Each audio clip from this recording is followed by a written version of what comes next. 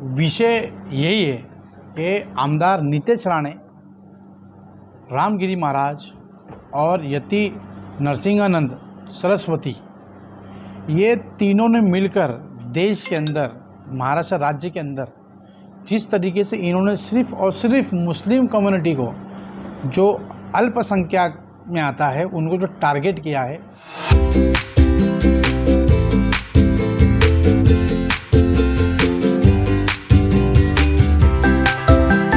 विषय यही है कि आमदार नितेश राणे, रामगिरी महाराज और यति नरसिंहानंद सरस्वती, ये तीनों ने मिलकर देश के अंदर, महाराष्ट्र राज्य के अंदर जिस तरीके से इन्होंने सिर्फ़ और सिर्फ मुस्लिम कम्युनिटी को, जो अल्पसंख्यक में आता है, उनको जो टारगेट किया है, उनकी भावनाओं को जो दुख पहुंचाया है, उनकी हमारे हुजूर मोहम्मद सल्लल्लाहु अलैहि वसल्लम के बारे में गुस्ताखी की, उनको बहुत ही घटिया अल्फाजों से उनको बोला गया और मस्जिदों में घुस के चुन चुन के मारने की बात कही गई। तो ये कहीं ना कहीं हम जैसे मुसलमान जो भारतीय जनता पार्टी के अंदर काम कर रहे हैं, तन मन धन हर चीज़ से, आज एक 5-7 साल से मैं खुद कर रहा हूँ और कई बरसों बरस से जो मुसलमान समाज जो भारतीय जनता पार्टी के अंदर काम कर रहा है, देश भर के अंदर कर रहा है, तो क्या हमारा कोई इमोशंस नहीं है कि हमेशा आप हमारे समाज को ही टारगेट करते रहोगे, बुरा भला करते रहोगे, आप हमारे मस्जिद को टारगेट करोगे, आप हमारे मदरसे को टारगेट करोगे, आप मेरे नबी को टारगेट करोगे, तो सिर्फ हम ही लोग को ही टारगेट किया जाएगा कि हमारा कसूर क्या है? क्या मुसलमान होना हमारा बहुत बड़ा इस दुनिया में जुल्म है? नितेश राणे जिस तरीके से महाराष्ट्र के अंदर में जो भड़काऊ भाषण दे रहा है, हमारी यही मांग है कि इसके ऊपर जल्द से जल्द कार्रवाई हो और एफआईआर भी कई जगह पर लॉन्च हुई है और इसको गृह मंत्रालय से, फडणवीस साहब से गुजारिश है कि इसके ऊपर में जल्द से जल्द कड़क कार्रवाई करने का आप निर्णय लीजिए।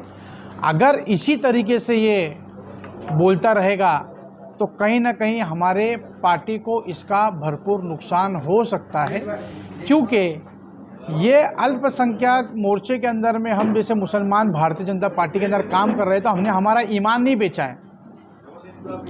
हम पार्टी के अंदर काम कर रहे हैं, बड़े ईमानदारी से हम पार्टी में काम करते हैं। हर एक इलेक्शन के अंदर में हम ना दिन देखते हैं, ना रात देखते हैं, ना धूप देखते हैं, ना बारिश देखते हैं, पैर में भिंगरी लगाकर महाराष्ट्र के जिले जिले, गांव गांव, तालुका तालुका, गली गली घूम घूम कर पार्टी का प्रचार किया। भारतीय जनता पार्टी का नाम रोशन करने के लिए, वो योजनाओं के लिए हमने बहुत मेहनत की है। इतना करने के बाद में फल क्या मिला?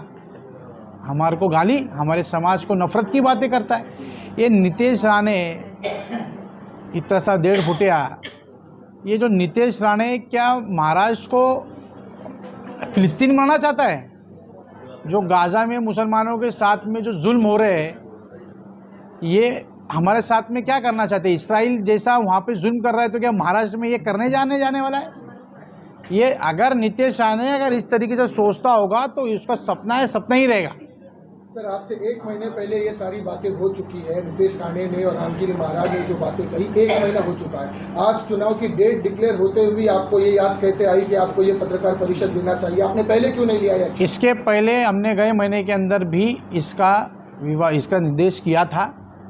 शिवाजी नगर पुलिस स्टेशन जो मुंबई में आता है, वहाँ पर हमने इसकी कंप्लेंट लॉन्च की थी और हमने इसकी नाराज़गी जताई थी। उसके पहले हमने पत्र व्यवहार हमारे पार्टी के नेते, मैंने प्रधानमंत्री साहब को, अमित शाह साहब को, पार्टी में हमारे यहाँ पर देवेंद्र फडणवीस जी है, हमने उनको भी पत्र दिया। वहाँ से जवाब यही आया कि हमने बोला है कि इसके ऊपर में कार्रवाई होगी।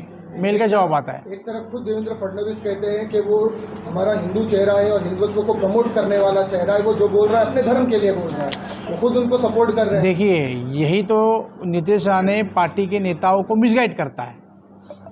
एक तरफ वो हिंदुत्व की बात करता है, तो हिंदुत्व की बात करने तो अच्छी बात है, पर जो मुसलमानों के बारे में ये जो बोलता है, जो मस्जिद और मंदिर के बारे में बोलता है, हमारा विरोध उसके लिए है।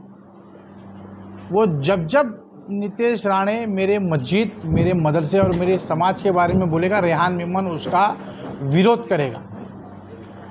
अल्पसंख्यक के काम के बीच में आएगा, हरियाणा में उसका विरोध करेगा। लेकिन ये पहली बार तो नहीं हुआ ना कि बीजेपी का कोई नेता उठ के मुसलमानों के खिलाफ बोला। आप बीजेपी का इतिहास उठा के देख लें, जब भी चुनावी मुद्दे आते हैं, चुनाव का मौसम आता है, बीजेपी हिंदू मुस्लिम की राजनीति करती है और आप 7 साल से उसी पार्टी में हैं उसके बावजूद भी। जब जागे तब सवेरा।